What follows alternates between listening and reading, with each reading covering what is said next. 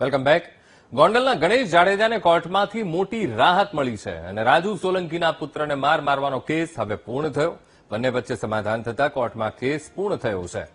તો જૂનાગઢ ડિસ્ટ્રિક્ટ કોર્ટે આ કેસ ક્લોઝ કરવાનો ચુકાદો આપ્યો છે.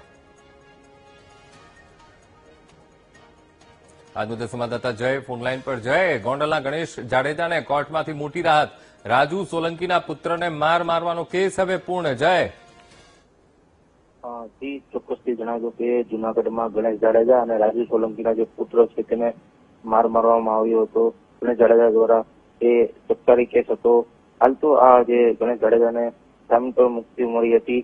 ત્યારબાદ આ જે ડિસ્ટ્રિક્ટ કોર્ટમાં કેસ ચાલ્યો હતો અને આજે રાજુ સોલંકીના જે પુત્રને માર મારવાનો જે કેસ હતો ગણેશ જાડેજા વિરુદ્ધ, તેમાં ગણેશ જાડેજાને મોટી રાહત મળી છે. બંને વચ્ચે સમાધાન થતા આ અંતે છુટકારો મળ્યો છે. જી બિલકુલ જય, સમગ્ર માહિતી સાથે જોડાવા બદલ આપનો આભાર.